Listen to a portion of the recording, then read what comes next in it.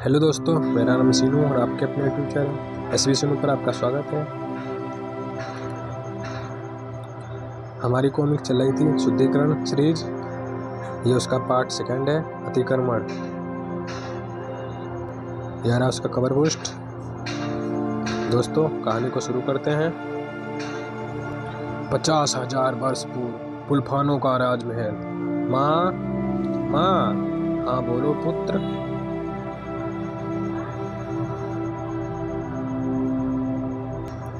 क्या मेरा पुत्र उठ गया है? मेरी ओर तो आपका ध्यान ही नहीं है। ओह, तो इस कारण मेरा प्रिय पुत्र रुष्ट है। बताओ, आपकी अप्रसन्नता दूर करने हेतु हम क्या करें? मुझे नींद आ रही है। कोई अच्छी सी कथा सुनाओ ना। ठीक है, तो चलो आपको एक वक्र कथा सुनाती हूँ। एक भेड़िया माता और उसके साहसी पुत्र की रोमांचक कथा।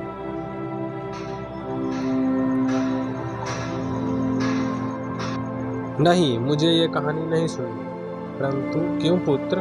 क्योंकि इसमें उसकी माता उसे छोड़कर चली जाती है। परंतु पुत्र, यदि उसकी माता उसे छोड़कर नहीं जाती तो वह उस राक्षस का अंत कैसे करती और उसका पुत्र इस योग्य कैसे बन पाता कि भविष्य में अपनी रक्षा कर सके? नहीं, मुझे यह कथा नहीं सुननी। ठीक है बाबा, मैं दूसरी कथा सुनाती हूँ। और फिर उस साहसी बालक ने अपनी हिम्मत और सूझबूझ से एक बहुत बड़ी मुसीबत को टाल। अरे, ये तो सो गया। मेरा प्यारा नन्हा बालक, मैं जानती हूँ मुझसे पृथक होने के ख्याल मात्र से तू भयभीत हो जाता है, परंतु मैं वचन देती हूँ कि मैं तुझे कभी भी खुद से अलग नहीं होने दूंगी।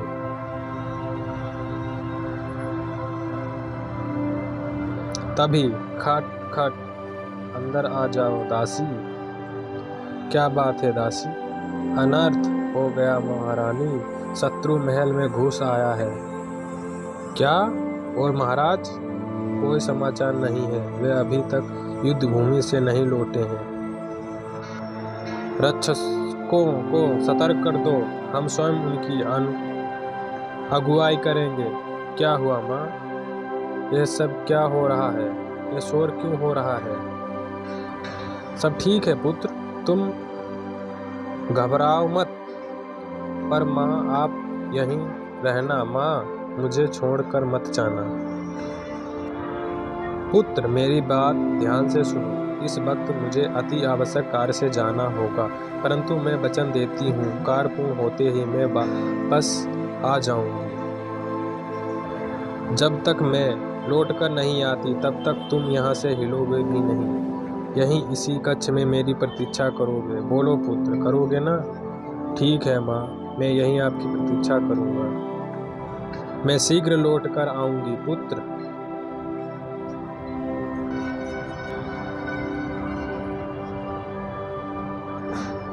शीघ्रता करो को भी, हमें यहाँ से निकलना होगा। नहीं, माँ ने मुझे आज्ञा दी है कि जब तक वे लौट कर ना आए मैं यहाँ से हिलूँ भी नहीं। अब वे कभी नहीं आएंगी पुत्र। नहीं, माँ ने वचन दिया है, वे अवश्य लौट कर आएंगी। अब उन्हें कोई वचन याद नहीं है पुत्र, वे तुमसे बहुत दूर जा चुकी हैं। नहीं, वे अवश्य आएंगी, मेरी माँ अवश्य आएंगी। जंगल की आत्मा, देव अरण्यक्ष, आप कहिए देव, आपके अचानक प्रकट होने का क्या प्रयोजन है? हाँ बाटकी, हमारे प्रकट होने का एक ही प्रयोजन होता है बाटकी, न्याय। जब भी न्याय हेतु हमें किसी अपराधी का आह्वान करना होता है तो हम उसके समक्ष प्रकट हो जाते हैं। न्याय? अपराध? परंतु हमने क्या अपराध किया है न्याय श्रेष्ठ, जो आपको हमारे आह्वान हेतु प्रकट होना पड़ा? आपने अपने कर्तव्य से मुख मोड़ा है गुरु बाटकी। गुरु का कर्तव्य होता है शिष्य को सही राह दिखाना, ना कि उसकी अनुचित मांग का सर्व समर्थन कर उसे पथ भ्रष्ट करना। आपसे भी यही पाप हुआ है गुरु बाटकी। आपके ऊपर आरोप है कि आपने छल से एक निर्दोष कन्या का विवाह उसकी इच्छा के विरुद्ध अपने शिष्य से करवाया है। आपको इस आरोप का उत्तर देना होगा गुरु वाटकी। अगली पूर्णिमा को न्याय परिषद जागृत होगा, वहीं आपको अपना पक्ष रखने का अवसर मिलेगा। यदि आपके विरुद्ध लगे आरोप सिद्ध हो गए तो न्याय संहिता के नियम अनुसार आपको दंडित किया जाएगा। आप ज्ञानी हैं और गुरु भी हैं, अतः आपके ज्ञान और पद का मान रखते हुए हमने आपका आह्वान किया है गुरु वाटकी। हमें आशा है कि आप हमें निराश नहीं करेंगे और अगली पूर्णिमा को से शरीर उपस्थित होंगे, अन्यथा आप जानते हैं कि जब न्याय चक्र जागृत होता है तो परिणाम क्या होता है। हे भेड़िया देवता, क्रूराक्ष न्याय परिषद जागृत हो गई है, पर यह अपने आप जागृत नहीं होती। अवश्य किसी ने न्याय परिषद का आह्वान किया है, पर कौन हो सकता है वह? वो जो भी हो, उसके इरादे बुल्फानों के लिए हितकर नहीं हो सकते। मुझे तुरंत सम्राट बुल्फ और युवराज कोबी को सावधान करना होगा। और तब गुरुराज वाटकी ने हमें आपके पास जाकर आपको सावधान करने का आदेश दिया, पर वे स्वयं क्यों नहीं आए? वे स्वयं ही आने वाले थे, परंतु तभी युवराज कोबी की पुकार ने उन्हें रुकने पर विवश कर दिया। मेरे पुत्र कोबी की पुकार? क्या वह किसी संकट में है? हाँ, किंतु इस विषय में हम आपको इससे अधिक नहीं बता सकते। न्याय परिषद का जागृत होना और कोबी पर संकट आना, इनका आपस में अवश्य कोई संबंध है। मुझे किसी अनिष्ट की आशंका हो रही है। सम्राट, हमारा कार्य समाप्त हुआ, हम चलते हैं, परंतु जाने से पहले हम आपको अपनी सम्मिलित ऊर्जा से निर्मित मंत्र कवच प्रदान करते हैं। यह हर तरह के तंत्र मंत्र और अस्त्र से आपकी रक्षा करेगा। मुझे शीघ्र ही, अतिशीघ्र अपने पुत्र तक पहुंचना होगा। बुल्फा की चिंता व्यर्थ नहीं थी। उसका पुत्र वास्तव में इस वक्त संकट से घिरा हुआ था। ओह, एक एक करके जो नहीं चला तो सम्मिलित रूप से लड़ने आ गए।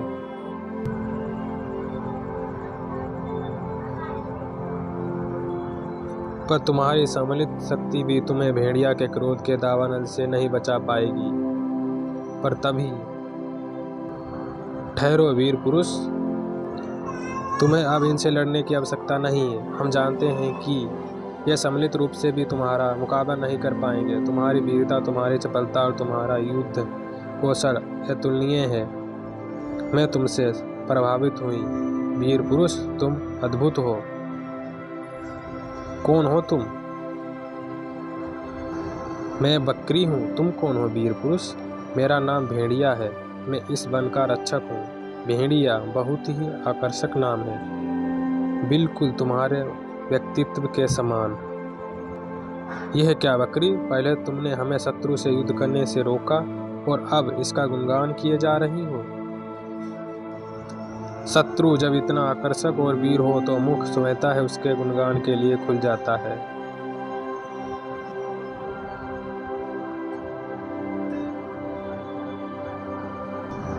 कौन हो तुम लोग और कहां से आए हो?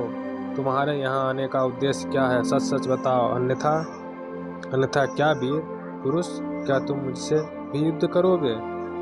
यदि आवश्यकता पड़ी तो वो भी करूँगा। तुम लोग घुसपैठिए हो और घुसपैठियों को बाहर का रास्ता दिखाना मेरा कर्तव्य है। तुम किस हैसियत से हमें घुसपैठिया कह रहे हो वीर पुरुष? क्या यह वन क्षेत्र तुम्हारे पिता की संपत्ति है? अपनी जिह्वा पर नियंत्रण रखो लड़की। तुम स्त्री हो, इसीलिए तुम्हें क्षमा कर रहा हूँ। यदि अपने प्राणों से मोह हो तो बताओ कि तुम लोग कौन हो और कहाँ से आए हो। बकरी, मुझे आदेश दो, मैं अभी इस अभिमानी का सिर धड़ से अलग कर देता हूँ। हाँ बकरी, मेरे पंजे इस नराधम के शरीर को छलनी करने हेतु मचल रहे हैं। नहीं, कोई कुछ नहीं करेगा। क्या तुम हमारा परिचय जानना चाहते हो? हाँ, तो तुम्हें मुझे युद्ध में परास्त करना होगा।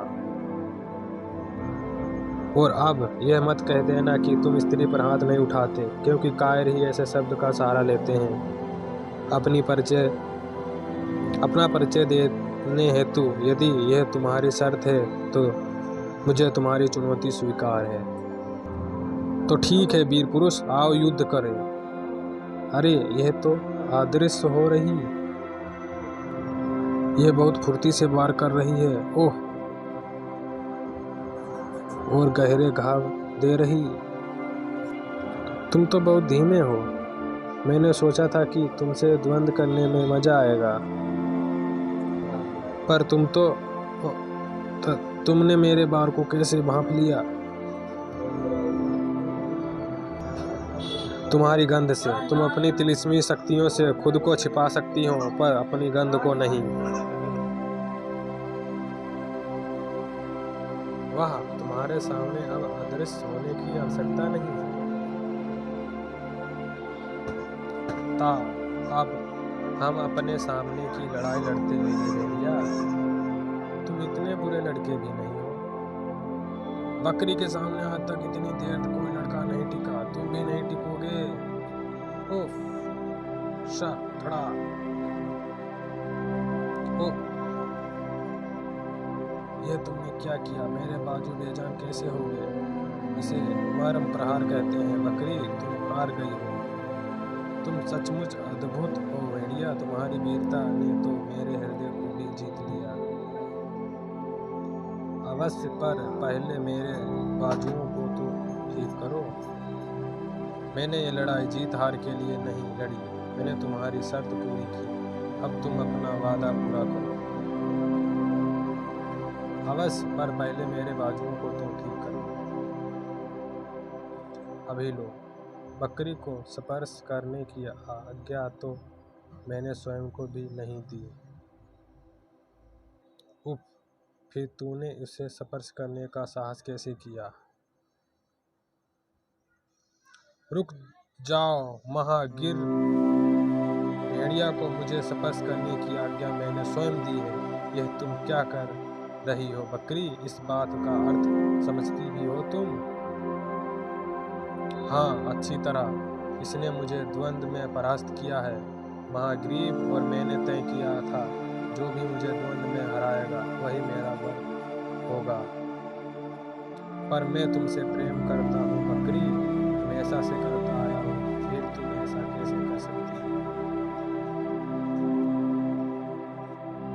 मैंने सदैव तुम्हें अपना मित्र माना है महाग्रीव, और वैसे भी भेड़िया ने मुझे हराकर अपनी श्रेष्ठता सिद्ध कर दी है। मैं नहीं मानता, श्रेष्ठ वही होता है जो हर चुनौती को पूरा करता है। मैं भेड़िया को युद्ध की चुनौती देता हूँ, जो विजय होगा वही बनेगा बकरी का वर। पर मुझे ये चुनौती स्वीकार नहीं है। मेरा कार्य केवल इस जंगल की सुरक्षा है जिसमें तुम घुसपैठिए बाधक बन रहे हो। इसलिए या तो अपना परिचय देते हुए जंगल में आने का कारण बताओ, अन्यथा क्या? तुम्हारा परिचय मेरा बाहुबल पूछेगा। रुक जाओ, इस तरह उग्र होने से काम नहीं चलेगा। भेड़िया, तुम्हें यह चुनौती स्वीकार करनी ही पड़ेगी, यही विरोचित धर्म है। यह युद्ध प्रेम हेतु लड़ा जा रहा है बकरी, और मैं तुमसे प्रेम नहीं करता। ठीक है, प्रेम हेतु सुना सही, परंतु स्वयं के सम्मान के लिए तो यह युद्ध कर सकते हो। आखिर मैं भी तो देखना चाहती हूँ कि मैं जिस पर हृदय हारी हूँ वे मेरे प्रेम योग्य है या नहीं। मैं वचन देती हूँ कि यह अंतिम समानता होगी। यदि तुम विजय होगे तो मैं तुम्हें अपना संपूर्ण परिचय दूंगी। अंततः मैं बकरी के लिए तुम्हारे प्रेम का सम्मान करता हूँ महाग्रीव, परंतु मुझसे किसी दया की आशा मत करना, क्योंकि हारना भेड़िया की प्रकृति नहीं है। दया तो महाग्रीव भी तुम पर नहीं दिखाएगा भेड़िया, क्योंकि इच्छा में मिली विजय तो महाग्रीव को भी स्वीकार नहीं है। पहला बार महाग्रीव ने ही किया। धड़ा। उफ, इतना भीषण वार! अद्वितीय बलशाली है यह योद्धा। इतनी विशाल चट्टान को इतने वेग के साथ उछाल दिया। यह महागरीब तो शाली मालूम पड़ता है, परंतु कम तो भेड़िया भी नहीं है। धड़ाक। अब हैरान होने की बारी महागरीब की थी। इतनी विशाल शिला को मिट्टी के गोले के समान खंड खंड कर दिया। अद्भुत। भेड़िया के बल ने महागरीब को इतना विस्मित कर दिया कि वह देख ही नहीं पाया कि कब भेड़िया अपनी जगह से उछला और कब उसने महागरीब की छाती पर चोट कर दी। मैं इसके शरीर को छलनी कर दूंगा। इसकी रगों में बहता सारा लहू पलों में इस झरने की तरह बह जाएगा।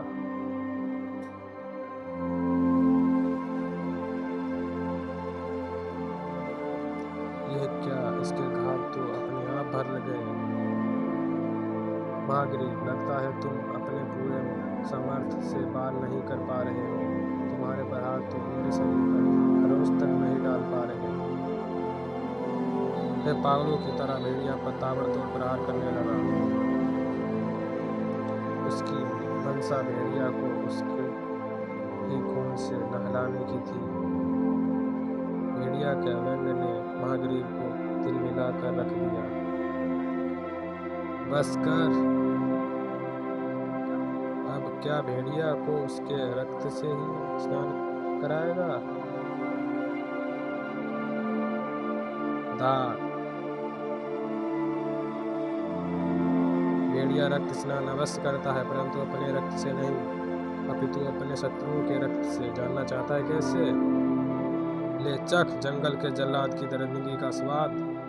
अब से पहले तू बन के कीटों से लड़ा होगा। आज तेरा अभिमान चूर चूर करेगा। मन रक्षक भेड़िया।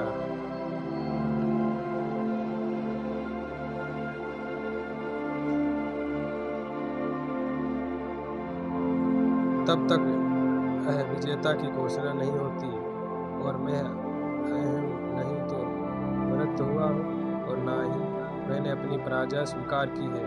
फिर तुम विजय कैसे हुए? तुम बहुत अच्छा लड़े मित्र।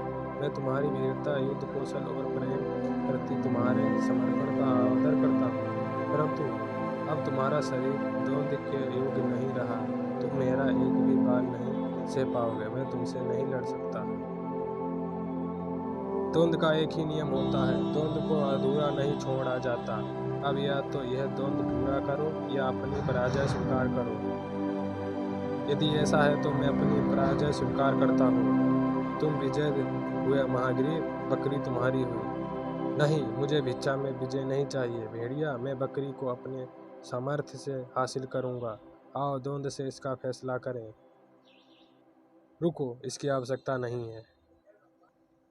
मैं यह तो नहीं कह सकती कि मुझे भी तुमसे प्रेम हो गया है, परंतु निराश ना हो सकता है कि भविष्य में मेरे हृदय में तुम्हारे प्रेम का अंकुरण हो जाए। तुम्हारी वीरता ने मेरा हृदय जीत लिया था भेड़िया, पर जिस प्रकार महागरीब के प्रेम के सम्मान हेतु तुमने अपनी पराजय स्वीकार कर ली, उससे तो तुम्हारे प्रति मेरे मन में श्रद्धा भर गई। महागरीब, निसंदेह तुम द्वंद्व में भेड़िया को पराजित नहीं कर पाए, पर तुम्हारी वीरता का भी हार न मानने वाली जिजीविषा और मेरे प्रति असीम प्रेम मुझे प्रभावित कर गया। मैं अब तुम्हें पाने के लिए विलाट प्रयास नहीं करूँगी, परंतु अब तुम हमारा परिचय जानने के अधिकारी बन चुके हो। तो सुनो, हम हैं इस वन क्षेत्र के उत्तराधिकारी और हम इससे पहले कि बकरी कुछ और कह पाती, वे सब एक धुंध के अंदर सिमटने लगे। अरे, ये क्या हो रहा है? और जब धुंध छटी तो बकरी और उसके साथियों का कोई नामो निशान तक नहीं था। कहाँ गायब हो गए? सबके सब कैसी धुंध थी? कौन थे ये लोग? कहाँ से आए थे और कहाँ गायब हो गए? और प्रश्न बढ़ते जा रहे हैं पर उत्तर एक भी नहीं मिल रहा। आप मुझे यहाँ क्यों लाए हैं पिताजी? क्या मतलब? तुम्हारा प्रशिक्षण यहीं से प्रारंभ होने वाला है। ये वही स्थान है ना जहाँ तुम असुरा से बचकर भागते हुए आई थी और गति हुई हवा में चलने लगी थी। हाँ हाँ, मुझे ऐसा ही लगा था। ऐसे ही मैंने नीचे देखा, मैं गिरने भी लगी थी। जानती हो काया कि तुम नीचे क्यों गिरने लगी थी? क्यों? क्योंकि तुमने ऐसा सोचा था। क्या मतलब है मैंने ऐसा सोचा था? अगर मैं ऐसा ना सोचती तो मैं नहीं गिरती। बिल्कुल सही कहा। तुम्हारी शक्तियाँ तुम्हारी स्वयं की इच्छा शक्ति से संचालित होती हैं। अगर तुम इच्छा करो कि तुम हवा में चलो तो तुम हवा में चलोगी। अगर तुम इच्छा करो कि आग तुम्हें ना जला सके तो आग तुम्हें नहीं जला पाएगी। क्या सच में ऐसा संभव है पिताजी? अवश्य, तुम चाहो तो अभी इसका परीक्षण कर लो। इस खाई की तरफ देखो, तुम्हें इसे पार करना है। क्या? पर कैसे? यहाँ तो पार जाने का कोई साधन ही नहीं है। साधन है तुम्हारी इच्छा शक्ति। अगर तुम ठान लो तो यह हवा की तुम्हारा पक्ष बन जाएगी। अगर आपकी बात गलत निकली तो मैं यहाँ से नीचे गिरकर मौत मरूंगी। अवश्य मरूंगी अगर तुमने खुद पर विश्वास नहीं किया तो। ओके काया, हिम्मत कर और कदम आगे बढ़ा। आंखें बंद कर लेती हूँ, डर नहीं लगेगा। बचाओ! घने वन में द्रुत गति से दौड़े जा रहे गुफा के चेहरे के चप्पे चप्पे पर इस समय फिक्र नजर आ रही थी। जल्दी चले देवकाल, मेरा पुत्र संकट में है। कहीं मुझे वहां पहुंचने में विलंब न हो जाए। कहाँ पहुंचने के लिए इतने व्यग्र हो रहे हो गुफा? यह आवाज तो सुबरिया की है। मानना पड़ेगा, हजारों वर्ष बीत गए परंतु तुम मेरी आवाज तक नहीं भूले।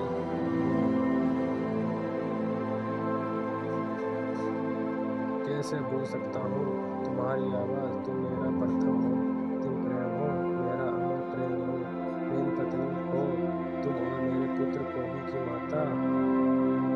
सावधान गुल्फा, अपने और अपने पशु पुत्र के साथ मेरा समझ होने का साहस भी मत करना।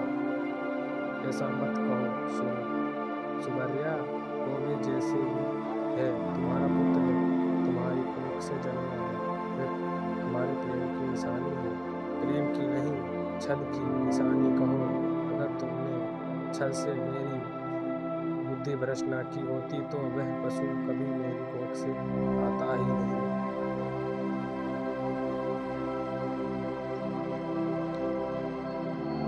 एक माँ होकर तुम अपनी संतान के प्रति ऐसे कटु वचन कैसे कह सकती हो?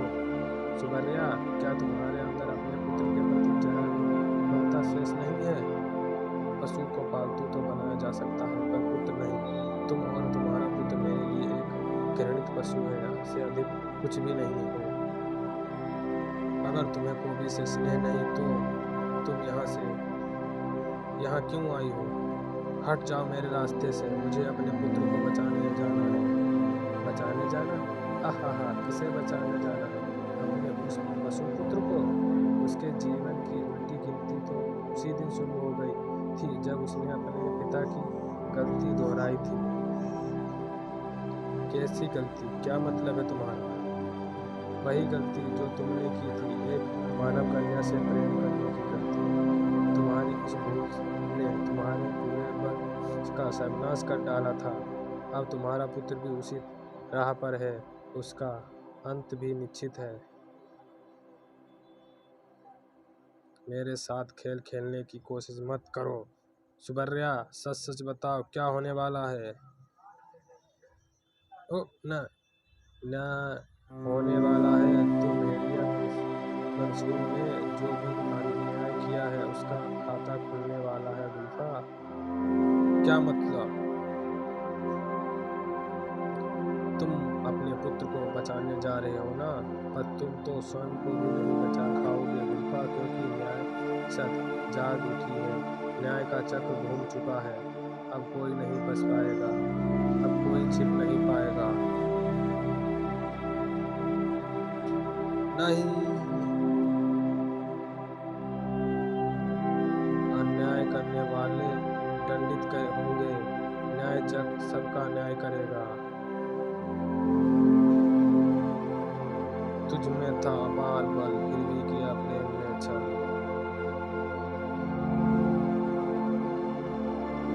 सपाग्रस्त है प्रेम तेरा, दंड सहेगा प्रेम तेरा। तूने अपनी प्रजा को दिया था कंद्रावास, कैसे जीतेगा अब तू काल जइयों का विश्वास। बोल गुल्फा बोल, द्वार हृदय के खोल।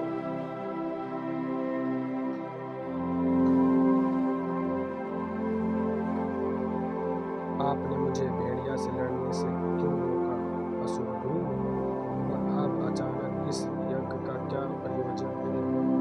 यह यज्ञ देवी निकुंभला का प्रसन्न करने के लिए किया जा रहा है असुरा। जय देवी निकुंभला। अगर देवी प्रसन्न हो गई तो हमें निकुंभा शक्ति प्राप्त हो जाएगी, और फिर असुर जाति का मार रोकने वाला कोई नहीं बचेगा, हम अजय हो जाएंगे। तो आपको लगता है कि बिना किसी विशेष शक्ति के असुरा कमजोर है? आपको मेरी वीरता और बाहुबल पर संदेह है? वीरता और मूर्खता के बीच के अंतर को समझो असुरा। तुम्हारा सामना जिससे है वे कई देवीय और चमत्कारी शक्तियों का स्वामी है। ऐसे में अगर तुम बिना तैयारी उसके सामने गए तो निसंदेह पराजित हो। लो वह देखो, यज्ञ आहुति भी पूर्ण हो गई, और बाहुबल में भी तुमसे तनिक भी कम नहीं। यह क्या है? निकुंभा शक्ति प्रकट हो रही है।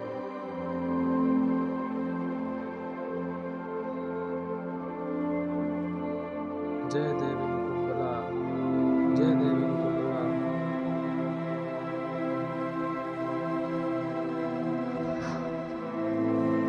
बिना प्रणाम के तुम ऐसे निकुंभा शक्ति कैसे मान सकते हो? हमारे सामने भी तो निकुंभा शक्ति एक देवी से प्रकट हुई है, फिर तुम कैसे संदेह कर सकते हो? असुरा केवल अपने बाहुबल पर विश्वास करता है। असुरा केवल अपने बाहुबल पर विश्वास करता है। असुर गुरु, और मेरा विश्वास यह कहता है कि चाहे ये देवी निकुंभला की शक्ति हो या ना हो, पर अब यह मेरी शक्ति बनेगी। चलो सुंदरी, आज से मैं तुम्हारा स्वामी था।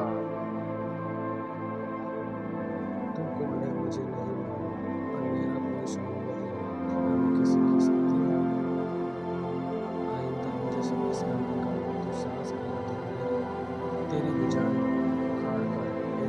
बुल्फानो 50,000 वर्ष पूर्व। क्या कह रहे हैं आप गुरुराज? क्या मेरे माता पिता जीवित हैं? हाँ पुत्र, तुम्हारे पिता कोंगणी में कैद हैं। अब तुम इस योग्य हो चुके हो कि तुम अपने माता पिता को स्वतंत्र करवा कर वापस बुल्फानो ला सको। अर्थात मैं पुनः अपनी माता से मिल पाऊंगा, उनके वात्सल्य, स्नेह और स्नेह का आनंद उठा पाऊंगा। वह तो मुझे देखते ही खुशी से अपने हृदय से लगा लेंगी। अपनी माता के प्रति तुम्हारा यह उत्साह मुझे चिंता में डाल देता है कोबी। क्यों गुरुराज? हो सकता है कि जिस माता से तुम मिलो वह तुम्हारी वह माता ना हो जिससे तुम बिछड़े थे, जिसके हृदय के तुम टुकड़े थे और जिसकी मधुर स्मृतियां में तुम जीते आए हो। कहीं ऐसा ना हो कि तुम्हारे हृदय को ऐसा घात लगे जिसके घाव कभी ना भर सके। मोरागढ़ टन टन। आपात स्थिति की घोषणा। क्या हुआ है सैनिकों?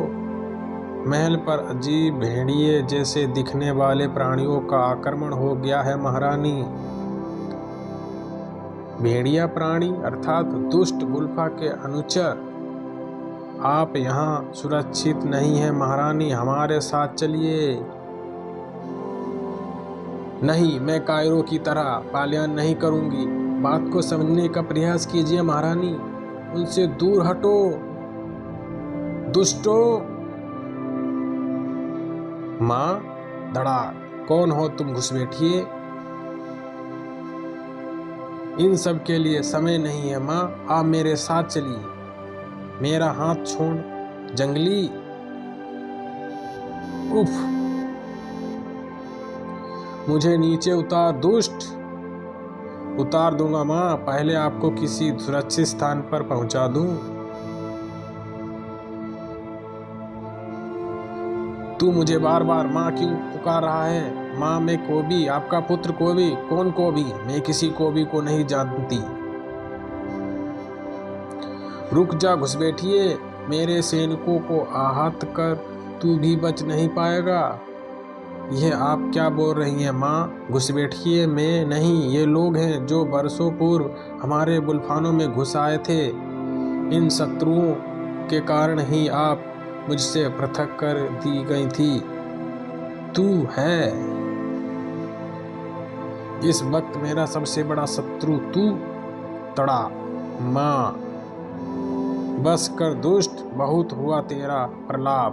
अब एक बार और मुझे माँ कहा तो तेरा शीश यहीं धड़ पर लौटता नजर आएगा।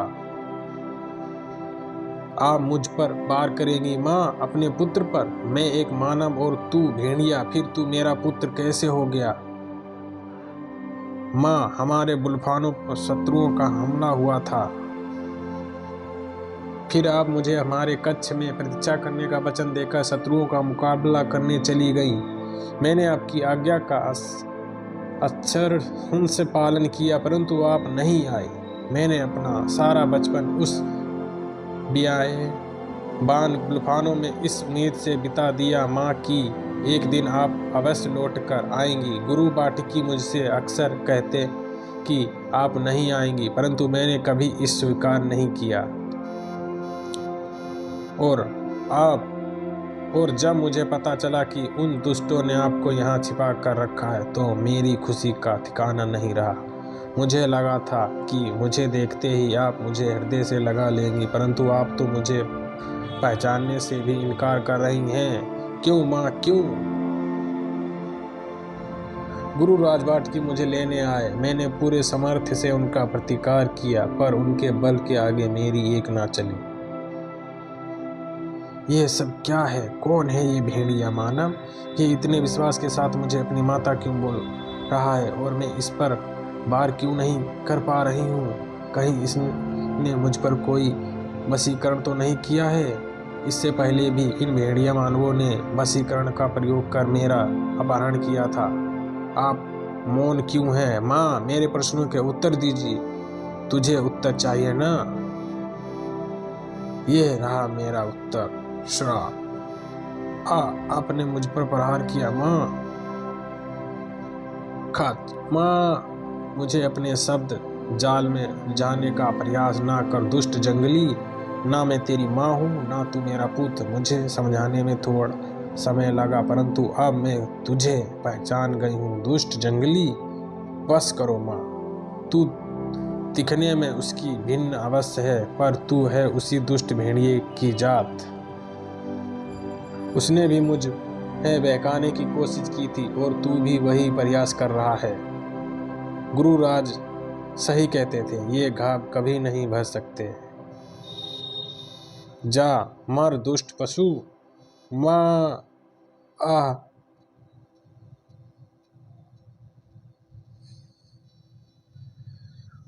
पूत तो कपूत होते हैं, पर आप कुमाता कैसे हो गई माँ?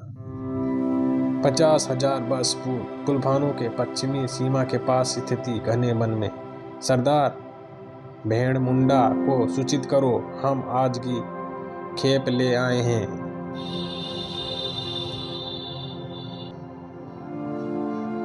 बस 3 ही लाए हो? बुल्फानों का आरक्षी दल सक्रिय है। युवराज शंभुक स्वयं सेना सहित पश्चिमी भाग में डेरा डाले बैठा है। ऐसे में उनकी नजरों को धोखा देकर किसी का अपहरण कर लाना सरल कार्य है क्या? ठीक है, मैं सरदार को सूचित करता हूँ। सरदार, भेड़ मुंडा बुल्फानों का सबसे द्रुत और क्रूर बन हृदय दस्यु हा हवा में नरम भेड़िया मांस की खुशबू आ रही है। मतलब शिकार माद तक आ गया है। हा ये लोग तो मेमने की तरह कांप रहे हैं। रे गुर्रा, जरा इनके चेहरे से नकाब तो हटा। इनको तंत्र बाहु के पास भेजने से पहले मुझे इनकी शक्लें देखनी है। अभी लो सरदार। इसकी हालत तो और भी खराब है। लगता है जैसे इसका दम इसी क्षण निकल जाएगा। अब तीसरे वाली की बारी। गुर्रा का हाथ उठा। इसकी शक्ल तो भयभीत चूहे जैसी हो गई, पर अगले ही पल वह खुद हवा में उठता चला गया। सर, गुर्रा जितनी तेज से ऊपर उठा था उतनी ही तेज से नीचे भी आ गया। उसकी रीढ़ की हड्डी टूट चुकी थी और वह अंतिम सांसें गिन रहा था, पर किसी को भी यह समझ नहीं आया कि यह सब हुआ तो हुआ कैसे। उसने मुझ पर हाथ डालने की चेष्टा की थी, परिणाम तो यह होना ही था। यह युवराज शंभुक, तुम, हम सब भेड़िया वंश की प्रथम पीढ़ी के भेड़िए हैं, इसलिए हम सब भाई हुए। इसलिए जब तुम लोगों ने बुल्फानों के कानून को चुनौती देते हुए दस्यु बनना स्वीकार किया तो मैंने अधिक ध्यान नहीं दिया, पर बुल्फानों के निर्दोष नागरिकों को बलि का बकरा बनाकर तंत्रबाहु जैसे राजद्रोही को सौंपना थी। इसके लिए मैं तुम्हें क्षमा नहीं कर सकता। तुम लाख वीर सही, पर क्या अकेले हम 50 दस्युओं के से लड़ सकते हो? अब यहाँ से तुम्हारा सब ही वापस जाएगा शंभुक। सब तो मैं तेरा लेकर जाऊंगा अपने साथ। समाप्त कर दो इसे। इसके मरते ही बुल्फानों की सबसे बड़ी सुरक्षा पंक्ति भी ध्वस्त हो जाएगी। तुम भूल रहे हो भेड़ मुंडा, खंड गंधारी। शंभुक ध्वस्त होता नहीं, ध्वस्त करता है। उसकी गति बिजली को भी मात देती है। वह मौत बनकर शत्रुओं पर टूट पड़ता है। हवा में बस शत्रुओं की चीखें और रक्त के फव्वारे के स्वर सुनाई देते हैं। और जब वह रुकता है, शत्रु का खेल खत्म हो चुका होता है।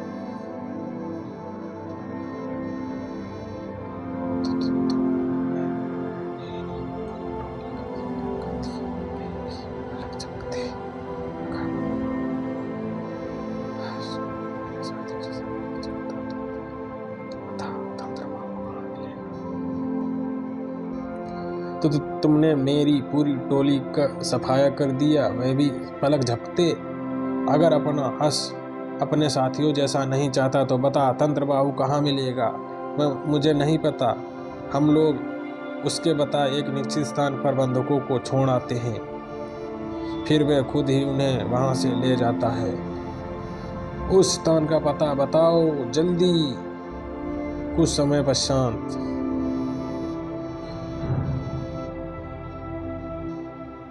वर्तमान कांजीरंगा अभयारण्य, देव अरण्यक्ष और उनका न्याय परिषद अर्थात सुबर्या सच कह रही थी। न्याय परिषद जागृत हो चुका है। हाँ बुल्फा, न्याय परिषद जागृत हो चुका है और इस बार प्रतिवादी के रूप में तुम्हारा नाम सामने आया है। मेरा नाम? पर मैंने क्या अपराध किया और न्याय परिषद को जागृत किसने किया? कालजयियों ने। कालजयी तो याद है ना तुम्हें बुल्फा? या अपने कर्तव्य की तरह ये नाम भी भूल गए? कालजयी 50,000 वर्ष पूर्व बुल्फानो में। आओ पुत्र शंभुक, बुल्फानो के दरबार में तुम्हारा स्वागत है। मैंने दस्यु भेड़मुंडा और उसके के आतंक का नाश कर दिया। पिताश्री, हम जानते हैं पुत्र, तुम्हारे आने से पहले तुम्हारी कीर्ति पहुंच जाती है, परंतु इस बार भी मैं उस तंत्रबाहु का पता नहीं लगा पाया। पिताश्री, कोई बात नहीं पुत्र, वह कुलद्रोही भी ज़्यादा समय तक हमसे बच नहीं पाएगा, परंतु अभी वह मेरी चिंता का विषय नहीं है। तो फिर आपकी चिंता का क्या कारण है? पिताश्री, मुझे बताइए, मैं अपनी खंडन की शक्ति से उसका सर्वनाश कर दूंगा। मेरी चिंता का कारण तुम हो पुत्र। क्या? पर क्यों पिताश्री? तुम मेरी 7 संतानों में न सिर्फ प्रथम संतान हो, अपितु सर्वाधिक योग्य और वीर भी हो। तुम बुल्फानो के युवराज हो। अतः अब तुम्हें अपने उत्तराधित्व के बारे में भी सोचना चाहिए। मैं कुछ समझा नहीं पिताश्री। मैं चाहता हूँ कि तुम विवाह कर लो पुत्र। यह आप क्या कह रहे हैं पिताश्री? इस समय बुल्फानो अत्यंत अस्थिर है। हमारे अपने ही रक्त भ्राता नित्य नए कुचक्र रच रहे हैं और इन सब का सरगना है तंत्रबाहु, जिसने बुल्फानो को नष्ट करने की सौगंध खा रखी है। बिना उसके कुचक्रों को नष्ट किए भला मैं विवाह कैसे कर सकता हूँ? परंतु पुत्र, यदि कुचक्रों के इस जाल में फंसकर तुम्हें कुछ हो गया तो जरा सोचो, बुल्फानो का भविष्य अंधकारमय नहीं हो जाएगा? और यदि तुम उत्तराधिकारी दिए बिना ही इस संसार से चले गए तो भविष्य में इस बुल्फानो का नेतृत्व कौन करेगा? क्यों? क्या बुल्फानो की धरती वीरों से खाली हो गई? क्या बुल्फानो का भविष्य एक अकेले भेड़िया के विवाहित या अविवाहित होने पर निर्भर है? क्या बुल्फानो की भेड़िया माताओं के अंदर बह रहे शौर्य का दुग्ध पतला हो गया है? ऐसा नहीं है पुत्र, परंतु कोई किंतु परंतु नहीं पिताश्री। यदि बुल्फानो के लिए लड़ते हुए मैं अविवाहित ही वीरगति को प्राप्त हो भी गया तो भी आपको चिंता करने की आवश्यकता नहीं है। बुल्फानो की धरती एक नए शंभुक को जन्म देगी। बुल्फानो 2 शब्द बुल्लम और फानोस से मिलकर बना है, जिसका अर्थ है कालजयी, योद्धाओं का गढ़। और जब तक यह गढ़ अस्तित्व में है, यह धरती भी नित्य नए बुल्फानो को जन्म देती रहेगी। बुल्फा यानी कालजयी योद्धा, हाँ यही नाम होगा उस शूरवीर का। पिताश्री, अगर मुझे कुछ हो जाए तो आप अपनी अगली संतान का नाम बुल्फा रखना। वह न सिर्फ बुल्फानो का नेतृत्व करेगा, अपितु बुल्फानो को नई ऊंचाइयों पर भी ले जाएगा। मेरा वह अनुज मेरे ही समान वीर और पराक्रमी होगा। उसके चेहरे पर मेरी झलक होगी। अद्वितीय योद्धा होगा मेरा अनुज बुल्फा। तुम पर आरोप है बुल्फा कि तुमने कालजइयों के साथ अन्याय किया है, अतः तुम्हें अपना पक्ष रखने हेतु न्याय परिषद में उपस्थित होना होगा। यदि तुम दोषी पाए गए तो न्याय संगत दंड भुगतोगे। अब न्याय परिषद में भेंट होगी, तब तक के लिए विदा। महाकंदरा, वर्तमान आप हमें वहां से क्यों ले आए भेड़वा? भैया, मैं उस वीर पुरुष को अपना परिचय देने ही वाली थी और यही तुम्हारी सबसे बड़ी भूल साबित होती और तुम बिना आज्ञा के सतह पर क्यों गई? अगर मैं सही समय पर ना पहुंचा तो क्या हो जाता? ऐसा कौन सा पहाड़ टूट जाना था? उल्टा इस वजह से हमें एक नए संसार के बारे में जानने का अवसर मिला।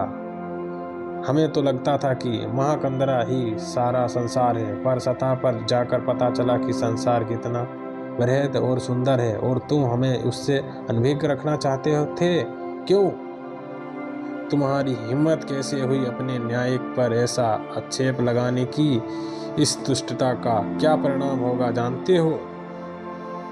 एक भेड़िया वंशी किसी भी परिणाम से भयभीत नहीं होता है भेड़वा। तुम अपनी सीमा लांघ रहे हो महाग्रीव, रुक जाओ तुम दोनों। भेड़िया वासियों को इस तरह आपस में लड़ना शोभा नहीं देता। याद रखो भेड़वा तुम सबका नायक है, उसका हर कदम तुम सबके हित के लिए होता है और वह जो भी करता है वह हमारे आदेश से करता है। पर महाग्रीव की आपत्ति उचित है। गुरु सुंडी, आप दोनों हमें सबसे सतह की जानकारी क्यों छिपाना चाहते थे? हम तुम सबसे कुछ भी छिपाना नहीं चाहते थे, बस सत्य उजागर करने से पूर्व हम वस्तु स्थिति से खुद अवगत होना चाहते थे। मैं कुछ समझी नहीं। इसे समझने के लिए तुम्हें हम कालजयियों का इतिहास जानना होगा। कालजयियों का इतिहास? आज से 50,000 वर्ष पूर्व सतह पर स्थित गुल्फानों पर भेड़िया वंश के पहले सम्राट सुबाहु का शासन था। गुरु राजवाटिकी के संरक्षण में पोषित हो रहा वह भेड़िया साम्राज्य अपने शैशव काल में था, जिसका नेतृत्व कर रहा था गुल्फानों की प्रथम पीढ़ी का युवराज शंभुका। भ्राताओं, आप सभी मेरे चुनिंदा सेनानियों में से हो। आप पर स्वयं से भी ज्यादा विश्वास करता हूँ। आपकी वीरता, साहस और राष्ट्र प्रेम अतुलनीय है। आप सभी के कारण गुल्फानों की सीमाएं सुरक्षित हैं, पर हमारे घर के शत्रु ही गुल्फानों का नाश करने हेतु सक्रिय हैं और उन सब में सबसे ऊपर है दुष्ट तंत्रबाहु। आप चिंता ना करें युवराज, वह दुष्ट ज्यादा दिनों तक हमसे बच नहीं पाएगा। यही तो हमारी चिंता का विषय है। कहीं ऐसा ना हो कि जब तक हम हमारे हाथ लगे देर हो जाए। तंत्रबाहु तंत्र मंत्र का महाज्ञाता है। वह गुल्फानों की तंत्र टुकड़ी का नायक हुआ करता था। उसका अचानक गायब होना और भेड़िया वंश के खिलाफ हो जाना, ये सब भी मुझे आश्चर्यचकित करता है। मेरा मन कह रहा है कि वे किसी बहुत बड़े षड्यंत्र का हिस्सा है। अगर हमने शीघ्र ही उसे ना ढूंढा तो यह गुल्फानों के लिए हितकर नहीं होगा। युवराज, वह आदना सा तंत्र योद्धा क्या ही कर लेगा। आप स्वस्थ रहें, तंत्रबाहु से हम निपट लेंगे। हाँ, हम निपट लेंगे। भेड़िया योद्धाओं ने शंभु को आश्वस्त तो कर दिया था, परंतु शंभु की चिंता नाहक नहीं थी। गुल्फानों का दक्षिणी क्षेत्र तंत्रबाहु का गुप्त तंत्र निवास। ओम कालीन भट्ट की। हाँ, तुम्हारी साधना पूर्ण हुई तंत्रबाहु के गुल्फानों की संस्थापक त्रिशक्तियों में से एक महादेव अवतार तंत्रबाहु प्रदान करता है। परंतु आपको इस तरह मानव रूप में देखकर मेरा हृदय जलता है। गुल्फानों के निर्माण में आपकी भी भागीदारी थी, परंतु आपको दूध में गिरी मक्खी की तरह निकाल कर फेंक दिया गया। यहाँ तक कि आप रस से शरीर गुल्फानों भी नहीं आ सकते। न्याय की पराकाष्ठा है कि ये सब उस दुष्ट पाटकी की किया गया था। उसने सत्ता के मन में आकर हमसे छल किया था। धोखे से हमारे शक्ति युक्त आभूषण हमसे छीन लिए और झूठी कहानियां गढ़कर हमें निष्कासित करवा दिया। तुम्हारे पिता सुबाहु ने भी उनका ही साथ दिया और अब तो वे वाटिकी साधना में जितना शक्तिशाली हो गया है कि हम चाहकर भी उसका कुछ नहीं बिगाड़ सकते। तो क्या वाटिकी के उन चट्टानों को काटने का कोई उपाय नहीं है? देर उपाय है।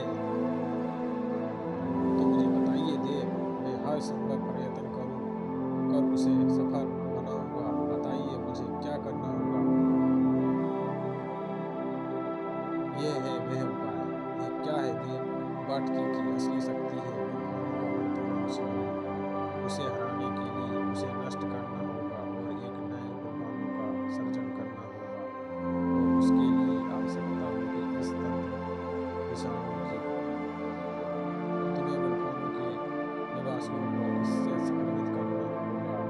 बाकी का काम ये तंत्र विषाणु खुद कर देंगे। परंतु ध्यान रहे तुम तंत्र विषाणु के साथ इस बात को क्षति न पहुंचा पाए, अन्यथा तुम्हारी योजना असफल हो जाएगी। आप चिंता ना करें देव, तंत्र बाबू इस बात की रक्षा अपने प्राणों पर खेल कर ही करेंगे। मैं इस बात के इर्द गिर्द ऐसा तंत्र रचूंगा कि कोई भी दुनिया इसके आसपास भी नहीं भटक पाएगा, और उसके केंद्र में स्वयं मैं रहूंगा। अब ये तंत्र विषाणु मेरे तंत्र निवास से निकलकर संपूर्ण वातावरण में फैलने लगेगा और वीरों का निशाना बनेगी। नारियां मानव की बस्ती, उनको आभास भी नहीं होगा कि कब मृत्यु दबे पहाड़ों के सिर तक पहुंच गई, और फिर शुरू होगा तंत्र विषाणु का तांडव।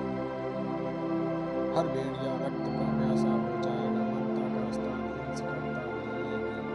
हिंसकता और रक्तपात का एक ऐसा अध्याय आरंभ होगा जो बलवानों के संपूर्ण विनाश के अनुसार पश्चात ही शांत होगा। अब बलवानों के रखवाले भी इस विनाश को नहीं रोक पाएंगे। तंत्र परिषद भवन को खोलो, तंत्र आक्रमण हमें इसे रोकना होगा। सब अपनी संभली शक्ति लगाओ। उफ, यह तो काफी शक्तिशाली तंत्र है। मेरी संभली शक्ति इसे काट नहीं पा रही है। अगर हम इसे काट नहीं पा रहे हैं तो कम से कम इसे इस क्षेत्र तक सीमित करना होगा ताकि इसके दुष्प्रभाव को बढ़ने से रोका जा सके। तंत्र बंद लगा चुका है। अब इस तंत्र का प्रभाव इस क्षेत्र से बाहर नहीं आ पाएगा। अगर यह बंद से ऊर्जादायक समय तक रोक नहीं पाएगा, इस तंत्र को काटने के लिए इसके स्रोत को नष्ट करना होगा। स्रोत के चारों ओर बहुत शक्तिशाली तंत्र व्यूह का निर्माण किया गया है, जिसे उस क्षेत्र के अंदर घुसकर ही तोड़ा जा सकता है, और यह कार्य हम नहीं कर सकते क्योंकि बाहरी शक्तियों से बुलवानों को सुरक्षित रखने हेतु हमारा यहाँ होना आवश्यक है। तो चलो सबको सूचित करते हैं।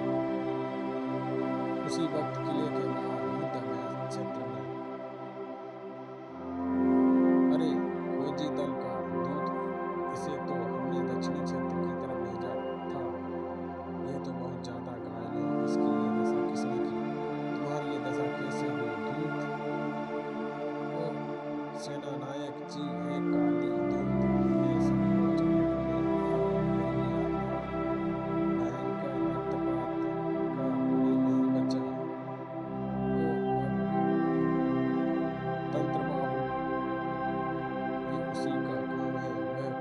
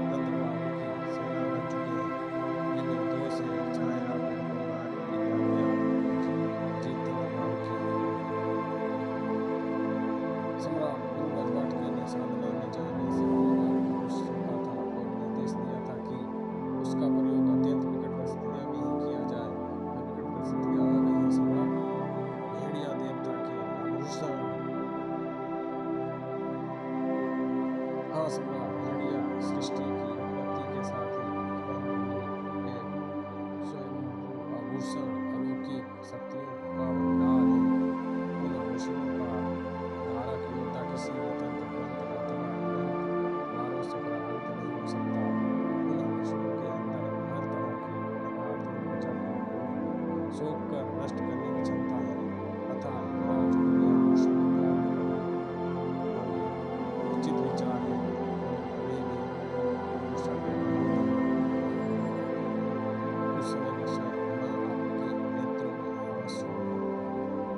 ये आपका मन बोल रहा है, माँ मेरा मन अशांत है पुत्र, मुझे ऐसा आभास हो रहा है मानो यदि तुम इस रण में गए तो पुनः नहीं लौटोगे। सत्य तो यह है कि मेरे साथ आपके आशीर्वाद का कवच है और देवता के अभिनंदन से आप निश्चित रहिए, मैं सदा की भांति विजयी होकर रहूंगा। और किसी कारण यदि मैं लौट कर नहीं भी आ पाया तो ध्यान रहे आप एक वीर की माता हैं। आपके चेहरे पर दुख नहीं प्रतिज्ञाओं के पार होना चाहिए। दक्षिण का वह क्षेत्र जहाँ मैं जा रहा हूँ वहाँ से बहुत दूर है, इसलिए आप लोग वहाँ नहीं जा सकते। मुझे पहले ही पता चल गया। मेरी अनुपस्थिति में नगर की सुरक्षा का दायित्व कांति जिस में होगा, पर वे कहाँ कहीं नजर नहीं आ रहे। वे तो पहले ही दक्षिण की तरफ कूच कर चुके हैं। युवराज क्या आज प्रातः ही एक दूत ने दक्षिण में मेरे आने की सूचना दी थी, जिससे सुनते ही मैं समय दक्षिण क्षेत्र में अपना प्रस्थान कर चला। हे मौर्य देवता, मुझे शीघ्र ही निकलना होगा। हे भेड़िया देवता, ये सब तो हम मानववासी हैं। संक्रमण ने इन सब की यह दशा कर दी है। हम इन निर्दोषों नगर को प्राण घातक प्रहार भी नहीं कर सकते। अच्छा हुआ हमने यह मुख आवरण धारण कर लिया, अन्यथा हमारी दशा भी ऐसी होती। पर हम इनसे आखिर कब तक बच पाएंगे? संक्रमण ने इन्हें बहुत खूंखार बना दिया है और इन्हें दर्द की अनुभूति तक नहीं हो रही।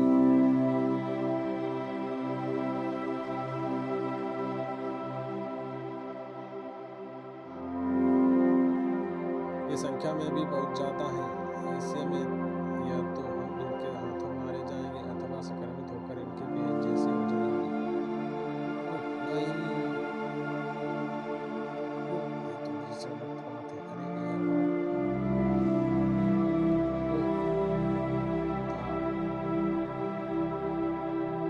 संभोग पर प्रहार कर मृत्यु उन्हें हिम्मत दिया है तुमने।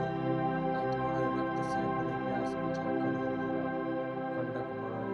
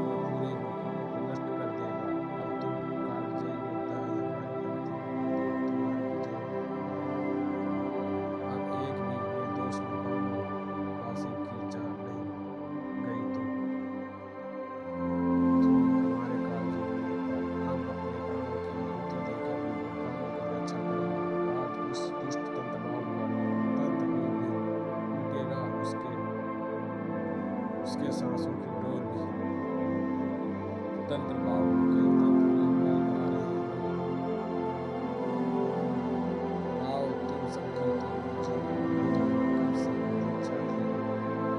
यहाँ आओ आ तो रहे हो परंतु यहाँ से जा नहीं पाओगे। हा हा हा, ये तंत्र लोहे की ही तुम्हारा मसान बनेगा सकलवंत। हा हा हा, सकलवंतो असुरा कबीला।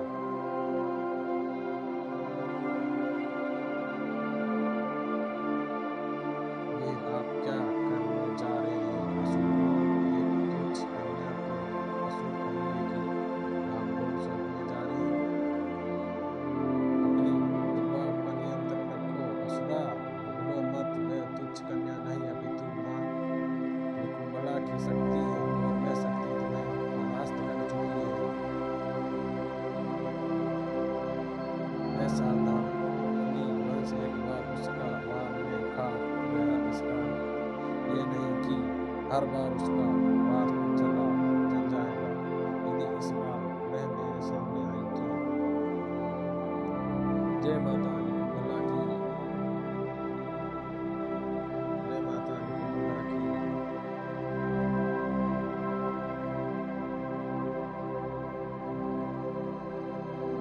हमारी तरफ से ये भेंट स्वीकार कीजिए ये चंद्रहास है, असुरों का अति शक्तिशाली मारक अस्त्र। इसकी धार का सामना बड़े बड़े योद्धा नहीं कर पाते। आज से ये आपकी असुर रुक जाइए असुर गुरु, आप असुर कबीले का सिंहासन और चंद्रहास ऐसे ही किसी को नहीं सौंप सकती। असुर तुम फिर से अपनी सीमा मांग रहे हो। मैं वही कह रहा हूँ जो असुर परंपरा कहती है। आप शायद भूल रहे हैं कि कबीले के सिंहासन और चंद्रहास को हासिल करने से पहले जारस अरण्य में जाकर अखेट करना पड़ता है। वे भी अपने दम पर बिना किसी हथियार के। यह परीक्षा महाराज उस असुर को देनी होती है जो सरदार बनने की इच्छा रखता है। स्वयं माँ निकुंभला ने यह परंपरा स्थापित की है।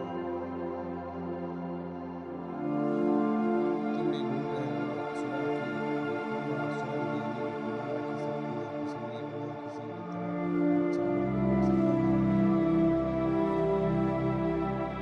अब सकता है अगर यह वाकई में देवी की शक्ति है तो यह और भी ज्यादा आवश्यक है कि यह असुर परंपरा का उल्लंघन कर या फिर आपको भी उनकी कथा करनी है।